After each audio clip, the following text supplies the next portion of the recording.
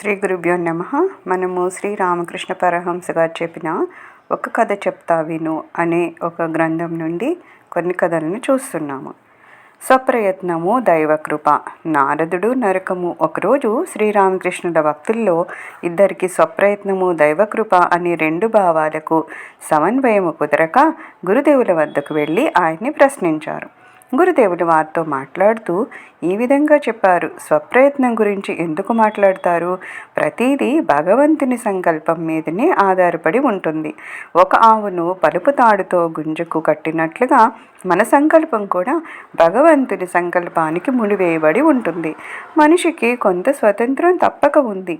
అంతవరకు తాను స్వప్రయత్నంతో కృషి చేయగలుగుతాడు. కానీ ఆ పలుపు తాడు ఎంత పొడవు ఉందో అంతవరకు మాత్రమే ఆ ఆవు తిరగలిగినట్లుగా మనిషి స్వతంత్రం కూడా కొంతవరకే ఉంటుంది. అంత మాత్రంతోనే తాను సర్వస్వతంత్రుణ్ణి అని మనిషి అనుకుంటాడు. కానీ నిజానికి అతని సంకల్పము, ఆలోచన పరిధి అంతా కూడా దైవ సంకల్పంపైనే ఆధారపడి ఉంటుంది. అలా అయితే జపతప ధ్యానాదులు అవసరమేమీ లేదా? మనిషి హాయిగా కూర్చొని అన్నీ ఆయన ఇష్ట ప్రకారం జరుగుతున్నాయని అనుకోవచ్చు కదా అని వారు ప్రశ్నించారు. దానికి గురుదేవులు ఇన్ని మాటలు మాట్లాడి ఏం ప్రయోజనము?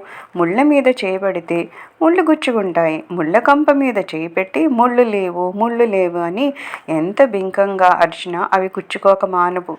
నొప్పి కలుగక మానదు. మనిషి తన సొంత శక్తితోనే అంతా సాధించగలిగితే అందరూ దైవ సాక్షాత్కారాన్ని సాధించి ఉండేవారు కదా.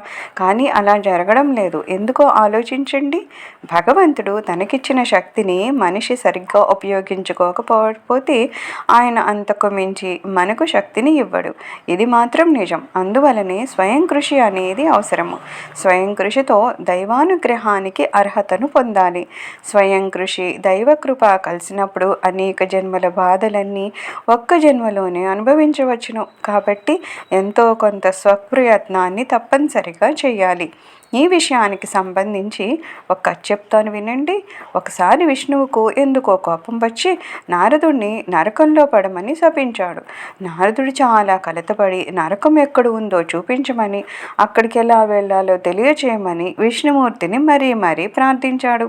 విష్ణుమూర్తి ఒక శుద్ధ ముక్కతో నేల మీద విశ్వం యొక్క చిత్రపటాన్ని గీసి దానిలో స్వర్గము నరకము ఎక్కడుంటాయో స్పష్టంగా గుర్తుపెట్టి చూపించాడు.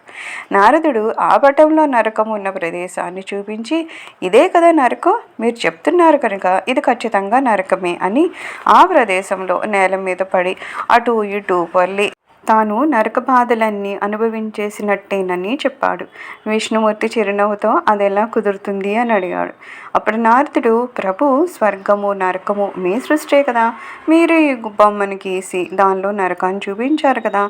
కాబట్టి అది నిజంగా నరకమే అవుతుంది. నిజానికి ఆ ప్రదేశంలో నేను పొర్లుతున్నప్పుడు నాకు విపరీతమైన బాధ కూడా కలిగింది. అందుచేత నరకంలోని శిక్షలన్నీ అనుభవించినట్లే అన్నాడు.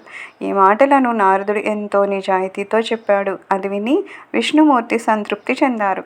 నారదుడు ఆ చిత్రపటం ఉన్న ప్రదేశంలో పొర్లడాన్ని, విపరీతమైన బాధలను అనుభవించడాన్ని స్వప్రయత్నంతోనూ విష్ణువు సంతృప్తి చెందడాన్ని దైవకృపతోనూ మనం పోల్చవచ్చును. సర్వం శ్రీ గురు చరణారవిందార్పణమస్తు. లోక సమస్త సుఖినో భవంతు. ఓం శాంతి శాంతి శాంతి.